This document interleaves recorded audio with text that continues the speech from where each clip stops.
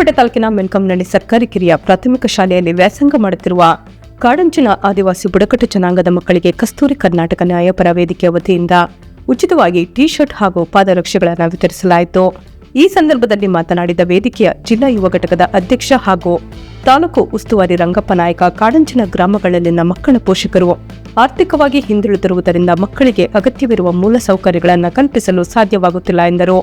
ಈ ಕುರಿತು ಶಾಲೆಯ ಮುಖ್ಯ ಶಿಕ್ಷಕಿ ಆಂಟೋನಿ ಮೇಡಂ ಅವರಿಂದ ಮಾಹಿತಿ ಪಡೆದು ಮಕ್ಕಳಿಗೆ ನೆರವಾಗುವ ಉದ್ದೇಶದಿಂದ ಸಂಘಟನೆ ವತಿಯಿಂದ ಈ ಸೇವಾ ಕಾರ್ಯವನ್ನು ಕೈಗೊಳ್ಳಲಾಗಿದೆ.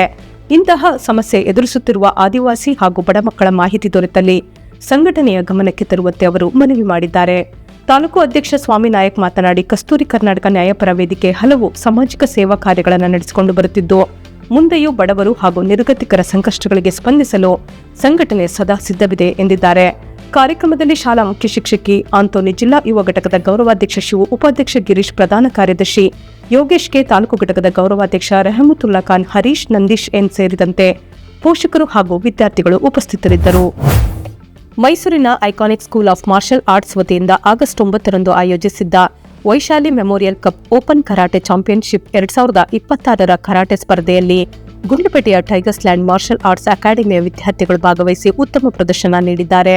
ಮೈಸೂರಿನ ಕೆಪಿಟಿಸಿಎಲ್ ಸಮುದಾಯ ಭವನದಲ್ಲಿ ನಡೆದ ಸ್ಪರ್ಧೆಯಲ್ಲಿ ಅಕಾಡೆಮಿಯ ಹಲವು ವಿದ್ಯಾರ್ಥಿಗಳು ಭಾಗವಹಿಸಿದ್ದರು. ಕರಾಟೆ ತರಬೇತುದಾರ ಸೆನ್ಸೈ ಉಮೇಶ್ ಅವರ ಮಾರ್ಗದರ್ಶನದಲ್ಲಿ ವಿದ್ಯಾರ್ಥಿಗಳು ಸ್ಪರ್ಧೆಯಲ್ಲಿ ಭಾಗವಹಿಸಿದ್ದು, ಟೂರ್ನಮೆಂಟ್ ಆಯೋಜಕರಾದ ಲೋಕೇಶ್ ಗೌಡ ಹಾಗೂ ಸುಧಾಕರ್ ಗೌಡ ಉಪಸ್ಥಿತರಿದ್ದರು. ವಿದ್ಯಾರ್ಥಿಗಳ ಸಾಧನೆಗೆ ಅಕಾಡೆಮಿಯ ತರಬೇತುದಾರರು, ಪೋಷಕರು ಹಾಗೂ ಹಿತೈಷಿಗಳು ಅಭಿನಂದನೆ ಸಲ್ಲಿಸಿದ್ದಾರೆ. ಎಲ್ಲ ಶುಭ ಸಮಾರಂಭಗಳಿಗೆ ಶುದ್ಧ ಹಾಗೂ ಸುರಕ್ಷಿತ ಬಿಸ್ಲರಿ ಕುಡಿಯುವ ನೀರು ರಿಯಾಯಿತಿ ದರದಲ್ಲಿ ಲಭ್ಯ. ಹಿಂದೆ ಸಂಪರ್ಕಿಸಿ.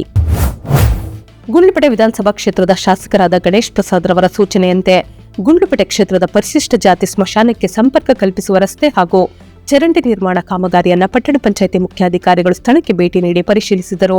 ಕಾಮಗಾರಿ ನಡೆಯುತ್ತಿರುವ ಸ್ಥಳಕ್ಕೆ ಭೇಟಿ ನೀಡಿದ ಮುಖ್ಯಾಧಿಕಾರಿಗಳು ಇಂಜಿನಿಯರ್ ಮಂಜುನಾಥ್ ಹಾಗೂ ಆರೋಗ್ಯ ಪರಿವೀಕ್ಷಕರೊಂದಿಗೆ ಕಾಮಗಾರಿಯ ಪ್ರಗತಿಯನ್ನು ಪರಿಶೀಲಿಸಿ, ಈ ವೇಳೆ ಗುತ್ತಿಗೆದಾರ ನಂದೀಪ್ ಅವರಿಗೆ ಕಾಮಗಾರಿಯಲ್ಲಿ ಯಾವುದೇ ರೀತಿಯ ಗುಣಮಟ್ಟದಲ್ಲಿ ರಾಜಿ ಮಾಡಿಕೊಳ್ಳದೆ ಉತ್ತಮ ಗುಣಮಟ್ಟ ಕಾಯ್ದುಕೊಳ್ಳುವಂತೆ ಕಟ್ಟುನಿಟ್ಟಿನ ಸೂಚನೆ ನೀಡಿದ್ದಾರೆ.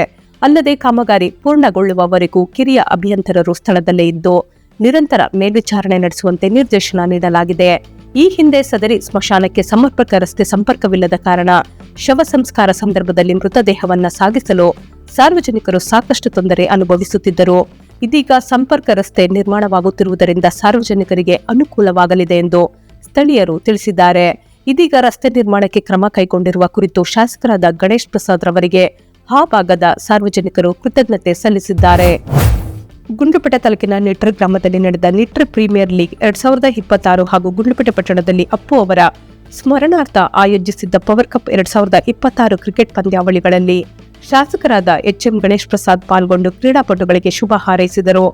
ಈ ಸಂದರ್ಭದಲ್ಲಿ ಮಾತನಾಡಿದ ಅವರು, ಕ್ರೀಡೆ ಕೇವಲ ಮನರಂಜನೆಯಲ್ಲ, ಯುವಕರಲ್ಲಿ ಶಿಸ್ತು, ನಾಯಕತ್ವ, ಆತ್ಮವಿಶ್ವಾಸ ಹಾಗೂ ತಂಡದ ಮನೋಭಾವ ಬೆಳೆಸುವಲ್ಲಿ ಕ್ರೀಡೆ ಪ್ರಮುಖ ಪಾತ್ರ ವಹಿಸುತ್ತದೆ ಎಂದು ಶಾಸಕರು ತಿಳಿಸಿದರು. ಕ್ಷೇತ್ರದ ಯುವ ಪ್ರತಿಭೆಗಳಿಗೆ ಪ್ರೋತ್ಸಾಹ, ಬೆಂಬಲ ಹಾಗೂ ಉತ್ತಮ ಅವಕಾಶಗಳನ್ನು ಕಲ್ಪಿಸುವುದು ನಮ್ಮ ಬದ್ಧತೆಯಾಗಿದೆ ಎಂದರು. ಯುವಕರು ಬೆಳೆಯಬೇಕು, ಕ್ರೀಡಾ ಪ್ರತಿಭೆಗಳು ಬೆಳಕಿಗೆ ಬರಬೇಕು ಹಾಗೂ ಕ್ಷೇತ್ರದ ಪ್ರತಿಯೊಬ್ಬ ಪ್ರತಿಭೆಗೂ ಅವಕಾಶ ದೊರೆಯಬೇಕು ಎಂದು ಅಭಿಪ್ರಾಯ ವ್ಯಕ್ತಪಡಿಸಿದರು.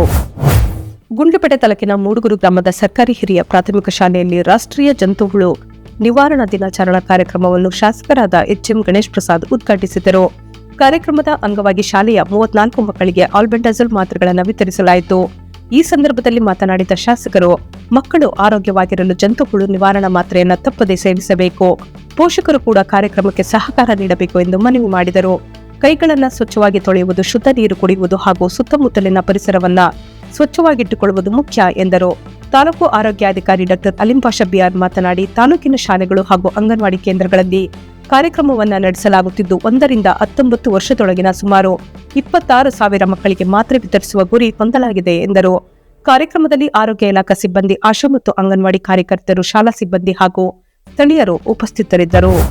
ವಿದ್ಯಾರ್ಥಿಗಳಲ್ಲಿ ನಾಯಕತ್ವ, ಜವಾಬ್ದಾರಿ ಹಾಗೂ ಪ್ರಜಾಸತ್ತಾತ್ಮಕ ಮೌಲ್ಯಗಳನ್ನು ಬೆಳೆಸಲು ಶಾಲಾ ಸಂಸತ್ತು ಸಹಕಾರಿಯಾಗಲಿದೆ ಎಂದು ಕಬ್ಬಳ್ಳಿ ಬಾಲಕಿಯರ ಪ್ರೌಢಶಾಲೆಯ ಮುಖ್ಯ ಶಿಕ್ಷಕ ನಾಗರಾಜ ಶರ್ಮಾ ತಿಳಿಸಿದರು. ಬೇಗೂರಿನ ಕಿತ್ತೂರಾಣಿ ಚೆನ್ನಮ್ಮ ವಸತಿ ಶಾಲೆಯಲ್ಲಿ ನಡೆದ ಶಾಲಾ ಸಂಸತ್ ವಿವಿಧ ಸದನಗಳ ಉದ್ಘಾಟನೆ ಹಾಗೂ ನೂತನ ವಿದ್ಯಾರ್ಥಿಗಳ ಸ್ವಾಗತ ಕಾರ್ಯಕ್ರಮವನ್ನು ಉದ್ಘಾಟಿಸಿ ಅವರು ಮಾತನಾಡಿ, ವಿದ್ಯಾರ್ಥಿಗಳು ಶಾಲಾ ಸಂಸತ್ತಿನ ಮೂಲಕ ನಾಯಕತ್ವದ ಗುಣಗಳನ್ನು ಬೆಳೆಸಿಕೊಂಡು ತಮ್ಮ ಪ್ರತಿಭೆಯನ್ನು ಉತ್ತಮವಾಗಿ ಬೆಳೆಸಿಕೊಳ್ಳಬೇಕು ಎಂದರು. ಕಾರ್ಯಕ್ರಮದ ಅಧ್ಯಕ್ಷತೆ ವಹಿಸಿದ್ದ ಪ್ರಾಂಶುಪಾಲೆ ಕವಿತಾ ಎಸ್ ನೂತನ ಮಂತ್ರಿಗಳಿಗೆ ಪ್ರತಿಜ್ಞಾವಿಧಿ ಬೋಧಿಸಿದರು. ಶಾಲಾ ಸಂಸತ್ತಿನ ಉದ್ದೇಶ ಹಾಗೂ ಮಹತ್ವದ ಕುರಿತು ಮಾತನಾಡಿದರು. ಶಿಕ್ಷಕರಾದ ಮಹೇಂದ್ರ ಪ್ರಮಾಣ ವಚನ ಕಾರ್ಯಕ್ರಮ ನಡೆಸಿಕೊಟ್ಟರು. ಶಿಕ್ಷಕ ಲೋಹಿತ್ ಮಾತನಾಡಿ, ಇದೇ ಸಂದರ್ಭದಲ್ಲಿ ಹೊಸ ವಿದ್ಯಾರ್ಥಿಗಳಿಗೆ ಸ್ವಾಗತ ಕೋರಲಾಯಿತು. ಕಾರ್ಯಕ್ರಮದಲ್ಲಿ ನಿಲಯ ಪಾಲಕ ಮಂಜುನಾಥ್ HN, ಶಿಕ್ಷಕರು, ಸಿಬ್ಬಂದಿ, ವಿದ್ಯಾರ್ಥಿಗಳು ಹಾಗೂ ಪೋಷಕರು ಉಪಸ್ಥಿತರಿದ್ದರು. ಗುಂಡ್ಲುಪೇಟೆ ತಾಲೂಕನ್ನ ಬರಪೀಡಿತ ಪ್ರದೇಶವೆಂದು ಘೋಷಿಸಿ ರೈತರಿಗೆ ತಕ್ಷಣ ಪರಿಹಾರ ನೀಡುವಂತೆ ಆಗ್ರಹಿಸಿ ಮಾದರಿ ಗುಂಡ್ಲುಪೇಟೆ ಅಭಿಯಾನದ ರೂವಾರಿ ಡಾ BS ಅಜಯ್ ಕುಮಾರ್ ನೇತೃತ್ವದಲ್ಲಿ ಸೋಮವಾರ ಜಾಥಾ ನಡೆಯಿತು.